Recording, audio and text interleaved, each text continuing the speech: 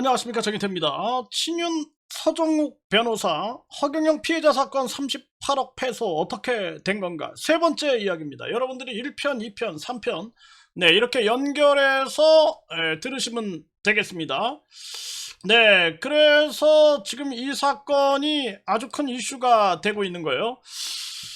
그래서 서정욱 변호사가 이 허경영 피해자 관련된 이 사건을 서명한 게 아닐까, 이런 이제 의혹이 제기가 되고 있는 거죠. 그래서 자리에 동석한 PC 변호사는 탄원의 내용에 문제를 제기했고, 그리고 이제 PC한테 서명하지 말 것을 조언했다라는 거죠. 그랬더니 PC는 변호사 말대로 탄원서 작성을 거부했고, 이 과정에서 PC 측 변호사가 허경영 측 변호사를 폭행하는 사건까지 불거지면서 PC가 현장을 이탈했고 합의는 결렬됐다라는 거죠. 그래서 허경영이가 2023년 6월 30일경에 합의금 잔금을 당장 지급하겠다라는 취지의 문자 메시지를 보냈다라는 거예요.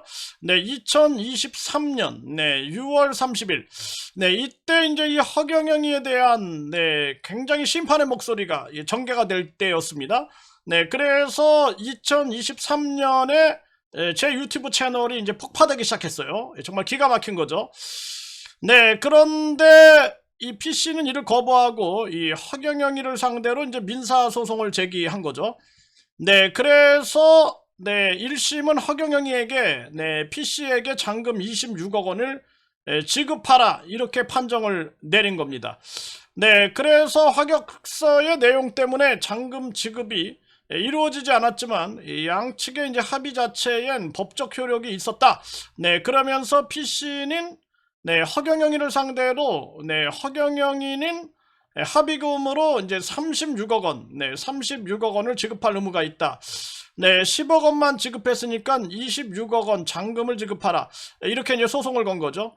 1심은 PC의 손을 들어준 겁니다. 그래서 1심을 맡은 서울중앙지법이죠. 서울중앙지법 30민사부 부장 정찬우, 부장 정찬우는 지난해 3월, 그러니까 2024년 3월이죠. 3월에 이 PC 측 승소 취지로 판결을 했다라는 거죠. 그래서 1심 재판부는 허경영에게 PC에게 이제 잔금 26억 원을 지급하라라고 판결을 내린 겁니다. 그런데 1심 재판부는 양측의 합의를 통해 분쟁을 종결하기로 하며 합의금으로 총 36억 원을 A씨에게 지급하라라고 약정한 사실과, 그리고 허경영이가 10억 원만 지급된 사실이 인정된다며 특별히 사정이 없는 한 허경영에게 이 PC에게 미지급한 합의금 잔금 26억 원을 지급할 의무가 있다라고 판시를 한 거죠. 재판 과정에서 PC는 배우자 죽음에 대한 책임, 미국인 판사다, 이렇게 얘기를 하는 거죠. 그리고 지원금 명목으로 지급한 5억 원을 돌려달라는 주장도 펼쳤지만 이 부분은 이제 각하가 됐다라는 거예요. 법원은 합의 당시 양측의 어떠한 소송도 추가로 제기하지 않기로 하는 부재소 합의가 체결된 것을 인정할 수 있다. 그래서 소송 제기 자체가 부적합함으로 판단 없이 각하됐다라는 거죠. 그래서 이제 이런 부분이 있는 거예요. 요거는 이제 여기 요 부분은 이제 형사적인 측면에서 풀어야 되지 않을까, 저는 그렇게 생각을 하게 되는 거죠. 2심은 이제 PC 합의서 조항 어겼다, 26억 원을 지급하라, 이렇게 이제 판정을 내리게 되는 겁니다. 그래서 2심에서는 반대로 PC가 패소한 거죠. 그래서 2심을 맡은 서울고등법원, 고등법원 12-2 민사부 부장 조강국, 부장 조강국은 지난 8월, 그러니까 2025년 8월에 PC가 허경영에게 26억 원 상당을 지급하라라고 판시했다라는 거죠.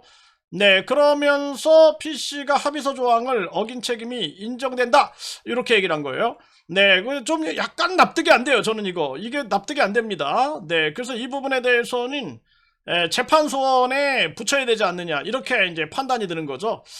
네, 그래서 판결문에 따르면 PC는 네, 허경영과 합의한 직후 수사기관에 사기 혐의와 관련해 고소를 취소했는데, 하지만 일주일 뒤에 수사기관에 고소를 취소한 것은 네, 허경영의 억압에 의한 것이었다. 네, 며 본인의 자유의사에 따라 진행한 것이 아니니까 네, 26억 원을 받은 뒤에 수사를 계속 진행해달라고 진술을 했다라는 거죠.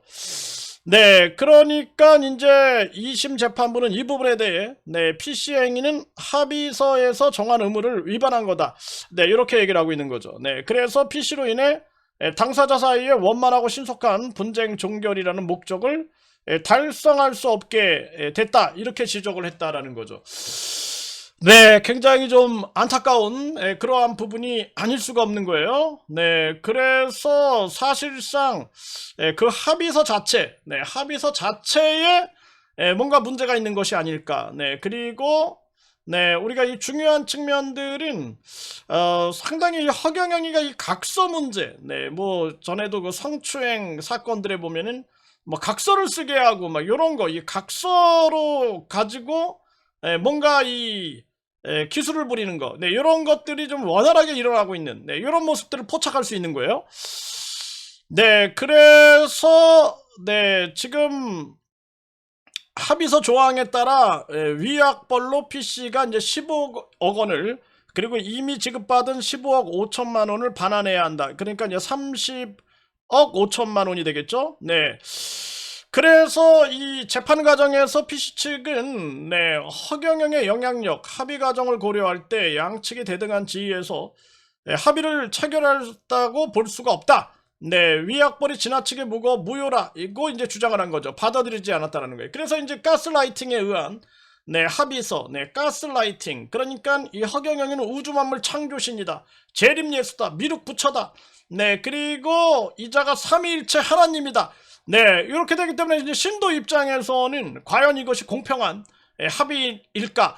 이런 의문이 드는 거죠. 네, 그래서 가스라이팅에 의한 합의, 요것은 이제 무효다. 네, 요것이 사실상 뭐 법이 시행이 안 됐다 할지라도 이거는 일반적으로 이게 받아들여지고 있어요, 지금 이미. 네, 그렇게 이제 볼 수가 있는 겁니다. 네, 그래서 요즘에는 가스라이팅에 의한 범죄, 네, 이 범죄에 대해서는 처벌이 가해지고 있는 그런 법적인 움직임이다. 이렇게 볼 수가 있는 거죠. 네, 그래서 여기 사건에서 보게 되면 이제 법원은 해당 합의는 네, 허경영이가 네, 형사 고소 등 압박을 받고 있던 상황에서 체결된 것이라 네, 허경영이가 네, PC에 의해 우월한 지위에 있었다고 단정하기 어렵다. 네, 허경영이를 이 재판부가 우주만물 창조신이다. 이렇게 떠들어댄 거를 안 받아들인 게 아닐까. 네, 그래서 슈카이브 김태강이 네, 그 법원에도 제가 탄원서를 넣었죠. 이자가 재림예수라고 떠들고 있다. 네, 그리고 신도 입장에서는 공평한 위치라고 볼 수 없다. 네, 이런 내용이었는데 네, 그래서 이 허경영이는 대중에게 널리 알려져 있고 수사가 진행되는 것 자체가 대중의 관심사이며 언론에 보도될 경우 상당한 부담이었다. 이자가 우주만물 창조신이라고 떠들어댔던 자가 또 아주 나약한 인간의 모습을 보인 게 아닐까. 정말 기가 막힌 자가 아닐 수가 없어요. 그래서 2심 재판부는 1심 재판부와 달리 계약이 해제됐으므로 네, 부재소 합의와의 효력도 소멸됐다고 봤다라는 거죠. 네, 그래서 네, 계약이 해제됐으니까 이제 부재소 합의 효력도 소멸됐다. 네, 그래서 A씨, 이제 PC가 허경영이가 부른 구급차를 돌려 보냈다거나 치료를 방치했다는 주장도 근거가 없다. 이렇게 기각을 했다라는 거죠. 네, 그래서 이것도 사실상 다양한 좀 조사가 있어야 되지 않을까. 네, 그래서 미국의 수사당국과 한국의 수사당국이 공조해서 수사해야 할 그러한 부분이다. 저는 그런 의견을 제시할 수밖에 없습니다. 네, 그리고 지금 네, 2심 재판부는 네, PC가 반환해야 할 30억 5천만 원에서 네, 그가 이제 허경영에게 대해 갖고 있는 채권 약 4억 원을 상계했다. 이 쌍방의 채무를 같은 것만큼 이제 소멸시키게 되는 거죠. 네, 그래서 이 판결은 아직 이제 확정되지 않았고 2심 판결에 대한 불복한 PC 측에서 대법원에 상고했는데 이 대법원에서 이제 결정이 났다. 그리고 허경영은 이제 허경영 집단들은 네, 이게 38억 원을 물어내게 됐다. 이렇게 이제 광고를 하고 박수를 치고 있는 상황이죠. 네, 허경영이는 지금 신도추행과 횡령 등의 혐의로 구속 상태 재판을 받고 있고, 네, 검찰은 이 허경영이가 네, 피해자 이 16명을 49차례 걸쳐 성추행했다고 보고 있고, 이 허경영이는 네, 혐의를 전면 부인하고 있는 그런 상황이죠. 네, 그리고 지난해 3월 22대 총선 비례대표 후보자로 출마해서 허경영이가 재산을 481억 5,849만 원을 신고했다라는 거죠. 그때 여기에 이제 반론이 나와가지고 이제 기사가 약간 변경된 부분이 있어요. 그래서 본지는 지난달 22일 단독 허경영 하늘공사 사망한 아내 남편의 36억 입마금 시도 무슨 일이 네 요런 제목으로 한우국 내에서 코로나19 측근의 배우자가 사망했고 A자가 이 P씨가 이에 대한 허경영의 이 법적 책임을 물었다 등의 내용을 보도했는데 허경영 측에서 허경영이와 측근 P씨가 합의한 것은 P씨가 한울궁에 기부한 투자금 기존 PC 명의의 근저당권 말소 및 대여금 반환 등을 포함한 금전관계에 관한 합의가 주된 거다. 이러면서 PC의 변호인이 허경영의 변호인을 폭행했다. 그래서 합의가 결렬됐고 허경영 측에서 지속적으로 이행하겠다는 의사를 밝혔으나 PC가 거부하고 민사소송을 제기한 것이다. 법원에서 PC의 배우자 죽음에 대한 책임 주장에 대해서 법원에서 허경영의 책임을 인정할 어떠한 증거도 없다라고 판시했다. 이렇게 얘기를 하고 있는 거죠.